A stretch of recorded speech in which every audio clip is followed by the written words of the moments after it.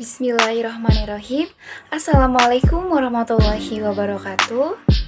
Perkenalkan, saya Sylvia Tita Lestari, NIM 1914134 dari jurusan Ekonomi Syariah, semester 6 dari kelas A. Di sini saya akan menjelaskan tentang perencanaan kompensasi dengan mata kuliah Manajemen Sumber Daya Insani dan dosen pengampu oleh Bapak Dr. Haji Syaiful Bahri, SAG MM. Oke, selamat menyaksikan. Baiklah, untuk materi yang pertama, yaitu mengenai apa sih yang dimaksud dengan kompensasi. Nah, kompensasi ini merupakan pengganti atas jasa yang telah diserahkan oleh karyawan kepada perusahaan, di mana karyawan tersebut bekerja. Dengan kata lain, bahwa pemberian kompensasi merupakan salah satu cara untuk meningkatkan kerja, motivasi, dan kepuasan karyawan. Nah, kompensasi ini adalah bentuk kembalian finansial jasa-jasa berwujud dan tunjangan yang diperoleh karyawan. Jadi, dapat disederhanakan bahwa kompensasi itu yaitu sebagai timbal balik atas jasa ataupun atas apa yang dilakukan oleh karyawan sehingga mendapatkan sesuatu yang bernilai. Oke, selanjutnya dari materi yang kedua, yaitu jenis-jenis kompensasi. Nah, jenis-jenis kompensasi ini terbagi menjadi dua jenis. Yang pertama ada kompensasi finansial, dan yang kedua ada kompensasi non-finansial. Nah, untuk kompensasi finansial ini dikerucutkan kembali menjadi dua bagian, yaitu kompensasi finansial secara langsung dan kompensasi finansial secara tidak langsung. Nah, jadi kompensasi finansial langsung itu terdiri atas pembayaran pokok, yaitu gaji atau upah, pembayaran atas prestasi yang karyawan berikan, pembayaran insentif, komisi, bonus, serta bagian keuntungan. Nah, sedangkan kompensasi finansial tidak langsung yaitu bisa berupa bentuk asuransi, pesangon, biaya pendidikan anak atau sekolah anak dari karyawan tersebut, ataupun dana pensiun. Selanjutnya, yang kedua, ada yang namanya kompensasi non-finansial. Nah, kompensasi non-finansial ini bisa berupa bentuk kenaikan pada jabatan, peluang promosi, pengakuan karya, temuan baru, prestasi istimewa. Nah, sedangkan lingkungan kerja meliputi atau misalkan ketika di dalam lingkungan kerja itu kompensasinya bisa meliputi pujian dari teman kerja, nyaman ketika bertugas, menyenangkan dan kondusif. Oke, untuk materi yang ketiga atau materi selanjutnya ada tujuan dari kompensasi. Nah, apa sih tujuan dari pemberian kompensasi ini? Pastinya teman-teman semua penasaran ya, kenapa kompensasi diadakan? Apa tujuannya? Nah, tujuannya itu yang pertama memperoleh sumber daya manusia yang berkualitas. Nah, jadi memberikan kompensasi yang cukup tinggi akan memberikan daya tarik yang lebih untuk para pelamar pekerjaan. Nah, jadi ketika memang kompensasi ini diumumkan, lalu otomatis para pencari kerja ini langsung berbondong-bondong untuk melamar pekerjaan di perusahaan tersebut. Oke.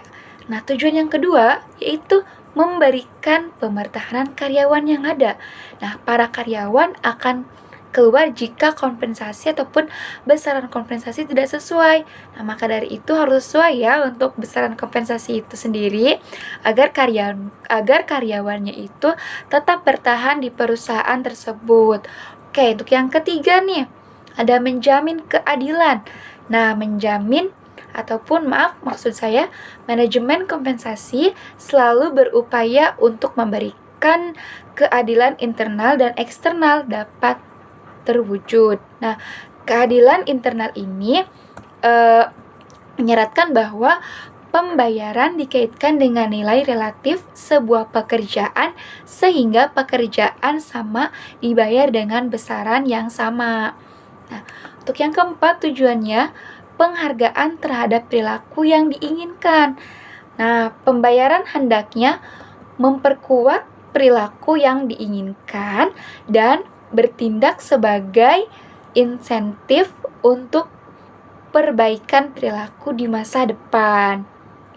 Oke, yang kelima atau tujuan yang kelima, sistem kompensasi yang rasional, yang baik dan benar dapat mempertahankan karyawan dengan biaya yang beralasan. Oke, yang keenam, mengikuti aturan hukum. Nah, pemerintah sudah menetapkan aturan hukum mengenai gaji dan upah. Hal itu juga dilakukan untuk menjamin pemenuhan kebutuhan karyawan. Jadi, sudah ada aturan hukumnya sendiri ya untuk kompensasi ini. Sangat luar biasa. Oke,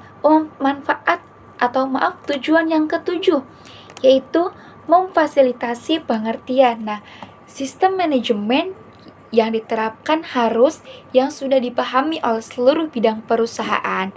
Dan untuk tujuan yang terakhir ataupun tujuan kompensasi yang ke-8, yaitu meningkatkan efisiensi administrasi. Nah, sebelum melakukan pengupahan, perusahaan sudah merancang program pengupahannya terlebih dahulu. Hal itu dilakukan agar program pengupahan tersebut berjalan secara efisien. Oke, itulah tujuan dari kompensasi. Oke, kompensasi itu selain mempunyai tujuan, juga memiliki fungsi loh. Apa aja sih fungsinya? Nah, yang pertama yaitu pengalokasian sumber daya manusia secara efisien. Nah, dengan memberikan kompensasi kepada pegawai yang berprestasi akan mendorong mereka untuk bekerja lebih baik. Tentu saja ya teman-teman, hal itu memang sebuah yang harus dilakukan oleh setiap perusahaan. Nah, yang kedua, penggunaan sumber daya manusia yang lebih efektif dan efisien. Nah, pemberian kompensasi yang diberikan oleh suatu organisasi ataupun perusahaan diimplikasi akan menggunakan tenaga kerja dengan seefisien dan seefektif mungkin. Dan fungsi yang ketiga yaitu memberikan ataupun mendorong stabilitas dan pertumbuhan ekonomi. Nah, kompensasi dapat membantu stabilisasi organisasi dan mendorong pertumbuhan ekonomi secara keseluruhan. Selanjutnya, ada faktor-faktor yang mempengaruhi pemberian kompensasi. Nah, apa saja sih faktor-faktornya? Oke, untuk yang pertama ada penawaran dan permintaan kerja. Jika pencari kerja lebih banyak daripada lowongan pekerjaan ataupun permintaan, maka kompensasi relatif kecil. Nah, sebaliknya, jika pekerja itu lebih sedikit daripada lowongan pekerjaan, maka sudah dipastikan kompensasi itu akan relatif semakin besar. Oke, yang kedua, ada kemampuan dan kesediaan perusahaan. Nah, apabila kemampuan dan kesediaan perusahaan untuk membayar semakin baik tingkat kompensasi, maka pemberian itu akan semakin besar. Dan yang ketiga, serikat buruh ataupun organisasi perusahaan. Nah, apabila serikat buruhnya kuat dan berpengaruh, maka tingkat kompensasi semakin besar. Nah, sebaliknya, jika serikat buruhnya tidak kuat dan tidak berpengaruh, maka kompensasi yang diberikan itu akan relatif kecil ataupun semakin kecil. Oke, yang keempat ada produktivitas kerja karyawan. Nah, jika kerja karyawan itu baik dan banyak, maka kompensasi akan semakin besar. Sebaliknya, jika produktivitas para pekerjanya itu buruk ataupun kurang baik dan sedikit, maka kompensasi akan lebih kecil. Itulah ya. Oke, yang kelima ada pemerintah dengan undang-undang dan Kepres.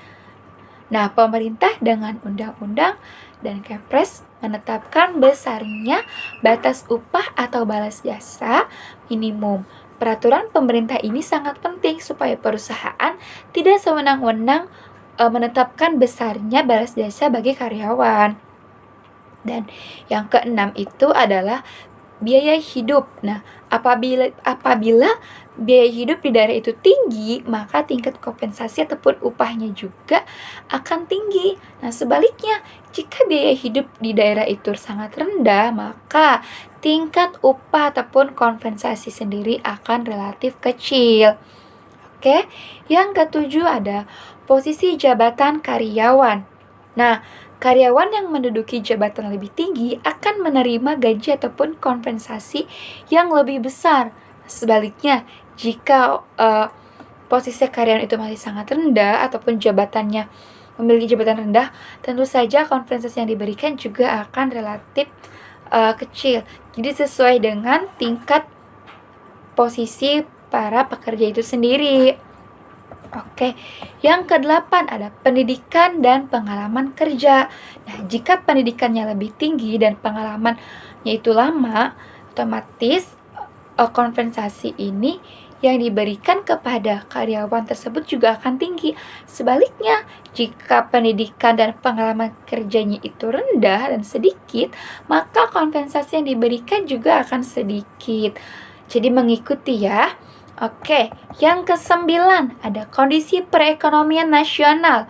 Nah, apabila kondisi perekonomian nasional sedang maju nih, maka tingkat upah ataupun kompensasi akan semakin besar karena akan mendekati kondisi full, dan sebaliknya, jika perekonomiannya itu kurang maju, maka tingkat juga akan maksud saya jika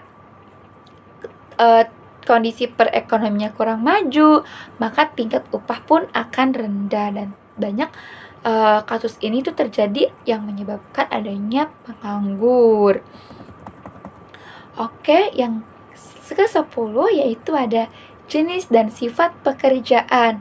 Nah, kalau jenis dan sifat pekerjaan yang sulit dan mempunyai risiko ataupun finansial dan keselamatan yang besar, maka tingkat upah balas jasanya semakin besar karena membutuhkan serta ketelitian untuk mengerjakannya. Tetapi jika itu terbalik, maka tingkat kompensasinya juga akan kecil. Baiklah, untuk materi berikutnya yaitu adalah teori mengenai kompensasi. Nah, ada 4 teori nih untuk mengenai kompensasi itu sendiri. Nah, yang pertama, teori menurut David Ricardo. Nah, menurut teori ini, upah ditetapkan dengan berpedoman kepada biaya-biaya yang diperlukan untuk memenuhi segala kebutuhan hidup atau tenaga kerja. Maksudnya ini tenaga hidup buruh ya.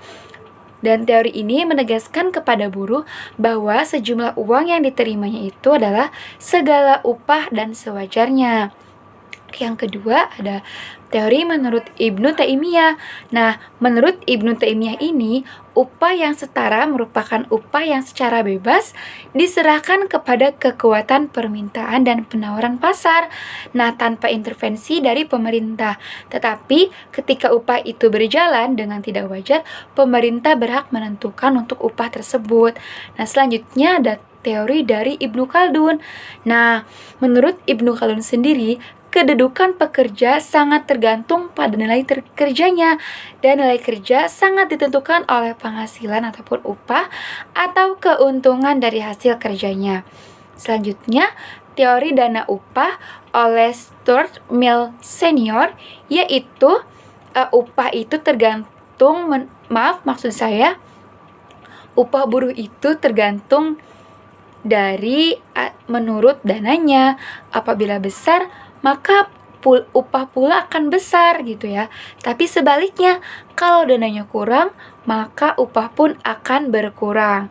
Nah, teori ini dianjurkan bahwa khusus untuk menunjang keperluan hidup buruh yang besar tanggungannya, disediakan dana khusus oleh negara yang disebut dengan dana anak-anak. Baik, di sini ada firman Allah ataupun ayat suci Al-Quran mengenai kompensasi. Izinkan saya ya teman-teman untuk membacanya. A'udzubillahi minasyaitonirrajim. Bismillahirrahmanirrahim.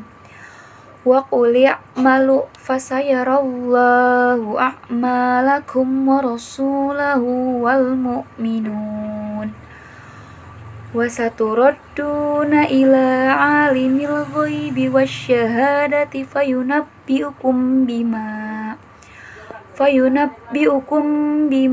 kuntum ta'malun, yang artinya, dan katakanlah, bekerjalah kamu, maka Allah dan Rasul-Nya serta orang-orang mukmin akan melihat pekerjaanmu, dan kamu akan kembali kepada Allah yang mengetahui akan yang gaib dan yang nyata, lalu diberikannya kepada kamu apa yang telah kamu kerjakan.